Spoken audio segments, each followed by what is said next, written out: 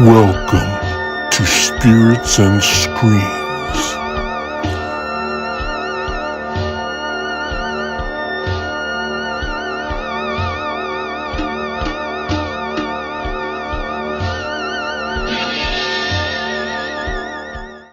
Hey guys, how's it going?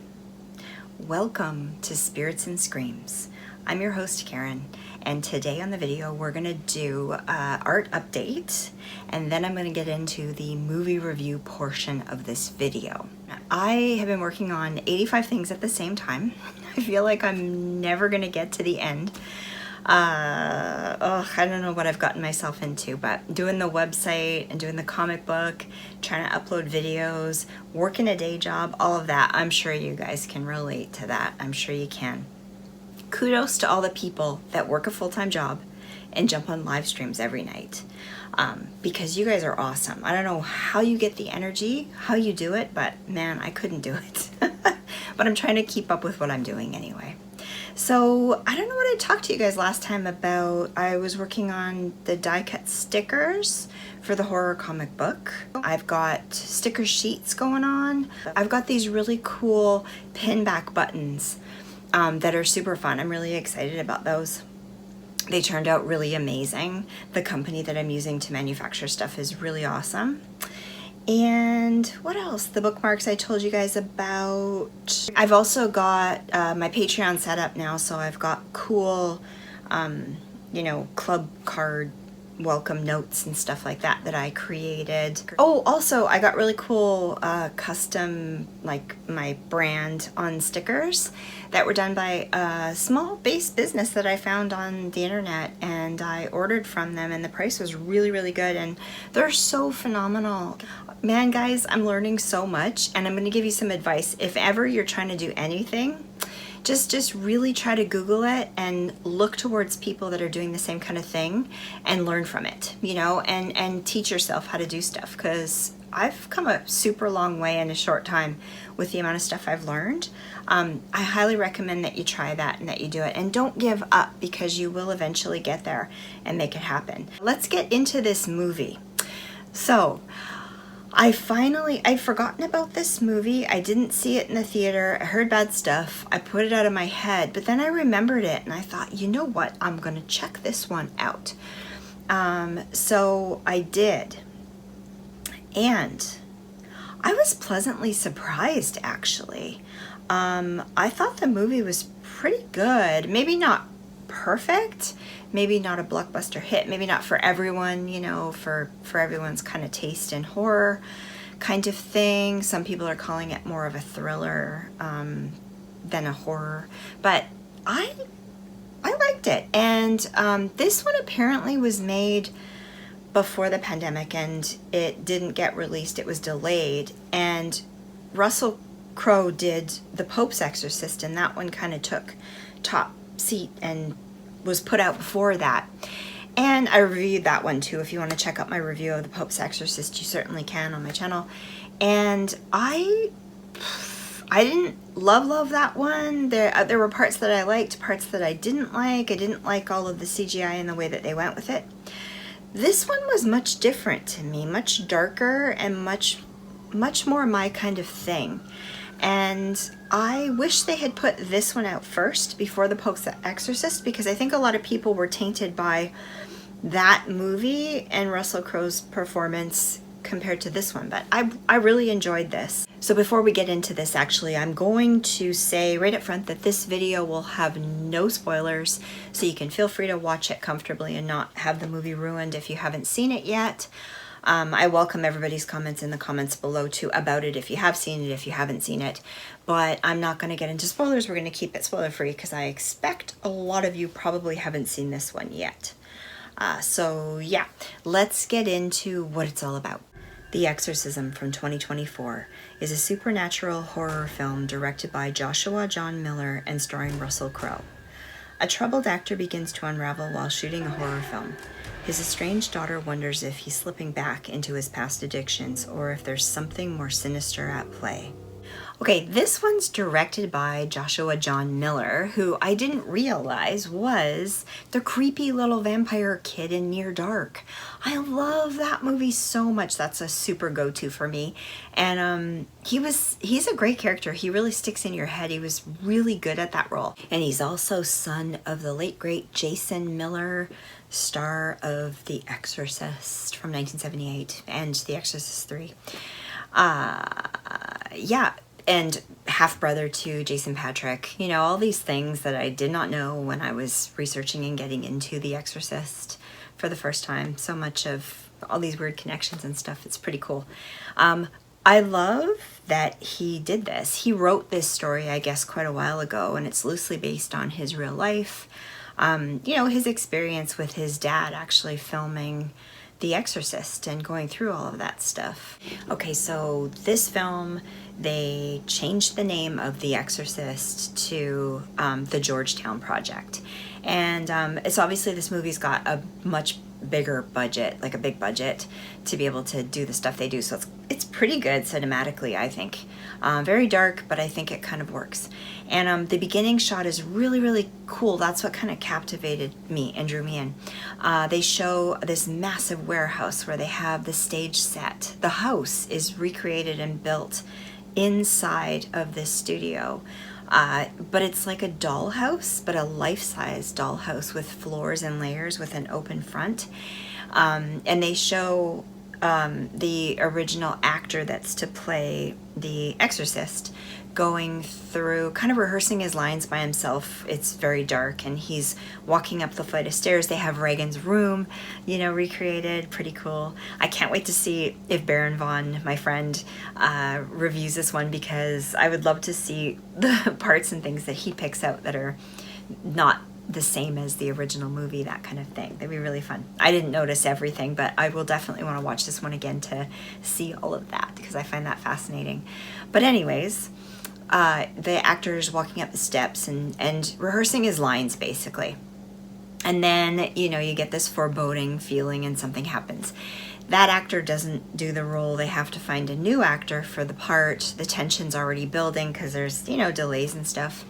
And they end up getting Russell Crowe's character, Tony, to do the role instead with a bit of convincing. He's kind of out of it in retirement because he's had some bad things happen. I guess during his career, wife died, goes into a spiral of drinking and drugs and all that kind of thing, and really falls apart, goes really bad. Of course, his kid, and they, instead of being his son, they make him a daughter, and she's kind of estranged from him, yet still cares about him, loves him, comes back from school to help him with this whole thing. Anyways, it's this big, lot of tension building right from the very beginning, and he's decided he's going to do this role as priest. And we get little flashes of his childhood too, so there's all this kind of trauma and stuff. He was an altar boy, had some stuff happen there. They kind of allude to that a little bit, and he had some stuff there, so there's all kinds of trauma and stuff attached to it from the beginning, and they touch on things that are creepy and spooky that allegedly happened on the movie set during the filming of The Exorcist. So it's really neat. So there's subtle changes and whatnot. They have an actress that is supposedly, I expect, Linda Blair's character, Reagan. And they kind of go through it. But I just love the opening shot, how they showed the studio set really large with this like massive life-size dollhouse basically of the Exorcist house, and them filming in it and all the stuff that they went through. They even have a cold room, you know, the cold room where they had all of the air conditioners running at once so that the temperature actually dropped to like 40 below, so that you could actually see the actor's breath when they were acting in that, all the harsh conditions, that kind of thing. So little subtle changes, like there's one priest, not two. There's a different character for Reagan. There's a daughter instead of a son. But it's kind of showing the behind the scenes stuff of what Joshua must have gone through when the filming took place. And of course, he was being raised, I believe, by Jason the whole time, because I think Jason Patrick was him and the mom, they split up, and then he remarried, and this, Joshua's the kid that he had with this new family, new wife kind of thing. So he must have been around in there. I think Jason Patrick was around in there too during it, but I think he would have been more experiencing it firsthand. And I know there's issues of Jason Miller drinking and that kind of thing during the time. So it just kind of touches on all of that, and it's just kind of neat to see his perspective put into a movie about the things that happened and making it a little bit more dramatic and kind of fun to watch. But I really enjoyed it for that. I thought it was really unique and different. It wasn't what I was expecting. It's certainly not a slasher film. It's not hardcore horror. It's a little bit of a slow burn, but it's a nice build up. You really get to know all of the characters and their stories. You really feel like you're in it, and it just seems it's a really nice perspective of that time period from a different angle, and I really enjoyed that. I also loved they had a really good cast, and obviously he's very connected because of who he is. Like I said, big budget, that kind of thing. But Russell Crowe, I think, did an amazing job playing Jason Miller's character. I feel like he really nailed it if you really watch and you think about it, but more not so much the on camera presence, but the way I imagine he would have been off camera. I think he nailed it that way.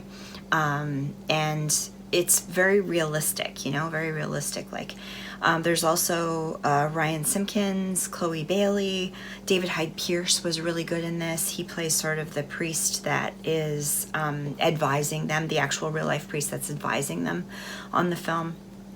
And who else? Adrian Pasdar and somebody else. I can't remember his name. I'll put a picture of him in here now after I edit this. Really, really incredible, because he's the character that played the Friedkin character, the producer guy, the director of the film. Very much played kind of a douchebag, worried about money and getting things done at any cost, and provoking and poking people to get that reaction out of them the way that Friedkin did back in the day. The cast is really, really well put together, and have a good chemistry as well. And I loved that Russell Crowe, the way he played Jason Miller was really good. And I loved how it is obviously a possession film, the demonic thing. There's stuff that kind of builds up to that, but there's also a lot of psychological stuff too that alludes to mental health, mental illness, that kind of thing, that could be confusing and taken both ways, and that's apparently something that is real in the demonic and demonic influence and possession and that kind of stuff. It mimics mental health issues and stuff. It doesn't always come across as pea soup and head spinning around, and so they sort of show that side of it, and I think you can believe whatever you want, but I think it's certainly possible during that film with the stuff that happened that there could have been, they were dabbling in that kind of thing. Very much so the influence of the demonic could have been there too. They were, recreating an actual life story when they made The Exorcist. So, I think it was really neat how they did that. And the idea of, Russell Crowe's character being an alcoholic, and he kind of gets to a stage where, he kind of slips off again and gets into it, and we see that side of him where it's very dark, and he's not just drinking and having a good time, but he's kind of slipping into a weird headspace that's very scary to a child, to anyone that has to encounter that kind of thing. One time in my life I have seen that, and it's not cool. I've seen a lot of people that are, of course, bad drunks and that kind of thing, where they kind of get crazy when they do stuff, but I've also seen that side of it where you're looking at the person and you're like, the eyes are black, that's weird, you know, there's something more kind of there that's kind of dark and sinister than just drinking. And that can be really, really incredibly scary, you know, seeing that, witnessing that, looking into it, very dark. And I feel like he really capitalized on that. He really got it, you know? And so it's kind of makes you, the whole movie kind of, it doesn't force you to believe a certain way. It just kind of puts it out there and kind of lets you navigate through it the way that you want to. Even the scenes, you know, at the end that are pretty dramatic, you know, it's a big, huge climax at the end, that could be looked at more as, you know, the real deal. You're still not sure if maybe it's still just an emotional thing, like a, you know, trauma kind of deal, behavior and mental health as opposed to the demonic. But I like that. I love that. And after watching it, I immediately couldn't stop thinking about it and wanted to go back into it and watch it again, because I think there's a lot of stuff there. Is it the kind of movie that's a horror film that just is very straightforward? You watch it, you enjoy it, you figure it out, you got it, you love it? No, it's not. There's a lot of stuff going on there, and I think unless you're kind of interested in that kind of stuff, you may not appreciate it as much. You might find it hokey. But I really liked it. I really thought it was good. I love the stuff that went into it. I would love to speak with Joshua and, you know, talk to him more about what he was doing with it, and just lots of questions about like what he went through as a kid with all of that, because I think it's really interesting. Because I believe he and I were probably around the same age, you know, because he was a kid going through that when, you know, that was out. So I imagine we're about the same age. But yeah, having lived it for real would have been, wow. I can watch this now because I'm over it. You know, I got The Exorcist, I've watched it, I'm over it, my fear. But, you know, as a kid, oh man, my dad would have been so fascinated with this behind the scenes stuff and all the things that were going on. Terrified the heck out of me. I wouldn't have slept. I would not have slept knowing that. If my dad was filming that movie and going through all that stuff and I got to go down there and see the set and everything, no, I would probably never watch horror movies ever again because of that. But I just find it so fascinating now. I want to know more, you know, and I am really hoping that my friend Baron Vaughn does a video on it at some point and talks about it, because it'd be interesting to see what else I missed that was kind of going on, because he's really good at digging up all the facts and connections and Easter eggs and everything out of the films from real life and where things were coming from. I'd love to hear all about that. And I just want to add also that this film is very much about good and bad, good and evil, and being tempted. And, you know, kind of like hitting that really rough place where you're down, low, and hopeless because of the events that have happened in your life, and how the demonic can kind of slip in there and tempt you with stuff and get a hold of you, and how it's really important, I think, in life that you always try to rise up and focus on the light and the positive as best as you can. I know that's really hard. Believe me, I've been through it many, many times in my life, but it is really important to do that, because the more that we give up and we gravitate towards the negative, we get pulled into it and down, and things kind of snowball from there. And it's really important. I think it's really important to meditate and or pray or whatever you want to call it, and kind of cleanse yourself and try to keep things simple in your head. And even though you're going through some really hard stuff and things could be coming at you that are really bad, that are hard to deal with, it's really important to try to cleanse that out, let go of it, and focus on the positive, the light, as best as you can. I completely believe in that so very much. Even when we're watching these kinds of films and stuff, I think, you know, you can kind of get into it and get, you're looking at really bad, horrible, tragic kinds of things. It can get into your psyche. I think it's important to let it go. It's a movie, you watched it, and you move on and kind of go forward. But anyway, I really feel like this movie made me think of that. And I think that Joshua did a really good job of this, and I'd like to see more of his films actually down the road. Another thing I wanted to mention, that the demon in the movie is Moloch. So I thought that was really cool too, because it's a pretty dark, creepy character. And they kind of flipped that from the original film.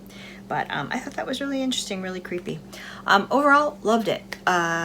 Super creepy, unique, fun. Didn't have the goofball that I hate CGI nonsense that the Pope's Exorcist had. I really liked it. I really think all the actors did an amazing job. I think Joshua Miller did a fantastic job. I loved the story that he wrote, really inspiring. I think it's cool when people write, you know, their experiences and create movies out of them. I think that's really fun. I want to see more, and I can't stop thinking about it, and I'm definitely going to be buying this one and watching it again because I can't stop thinking about it. And yeah, I highly recommend that you check it out if you haven't already, and just go into it with kind of an open mind. It's pretty fun. It's an hour and a half long. It's not too crazy of a time. And it's got some neat stuff, and the end gets pretty crazy. So yeah, that's all I'm gonna say for that. It's shy of giving out spoilers, but anyway. So for my review, I am going to go all out there and give it a 5 out of 5. A Spirits and Screams cult classic. I freaking love this film because I did. I really liked it. And don't always listen to all the negative reviews and things that come out, or all the positive reviews and things that come out. Just go watch the movie and decide for yourself if you're gonna like stuff, you know? Don't even listen to me, you know? Just check stuff out anyways, because sometimes you're gonna miss things that are actual gems. And I think, you know, movies they're artistic creations, and it depends on the person watching it. You can't say something's good or bad. It's just depends on what you like. And this movie had a lot of what I really like in a film, and I was in the right headspace and watched and really liked it. I really had a good time with it, and I'm sorry I didn't watch it right the first day it came out because I missed out, you know? I shouldn't have listened to all that garbage, but anyway, it is what it is, and I did get to see it finally, so there. I think I'm gonna start doing a list, and I keep talking about this, I've said this for years, a list of every single movie I hear about, you know, and then I can remember what to go back to check out, because I miss so many of them. You know, I don't always get to the theater, and then I forget by the time it's streaming that it's out, and I'm like, what are they talking about? I haven't seen that yet. Oh, wow, I should have watched it. You know, let me know what you guys think about that. How do you guys organize what you're going to watch, and how do you keep up with all the movies that are coming out? Because there's so many of them. Yeah. And if you saw this movie, let me know what you think too. I'm totally open to hear what you thought about it. Other stuff that I missed in watching it that I'm sure I'll pick up on the second time I watch. But yeah, did you love it? Did you hate it? I mean, if you hated it, let me know what you thought in that respect as well, because I'd love to hear that. Yeah, I guess that's everything for now, you guys. I'm going to get going now and wish you all a very lovely evening.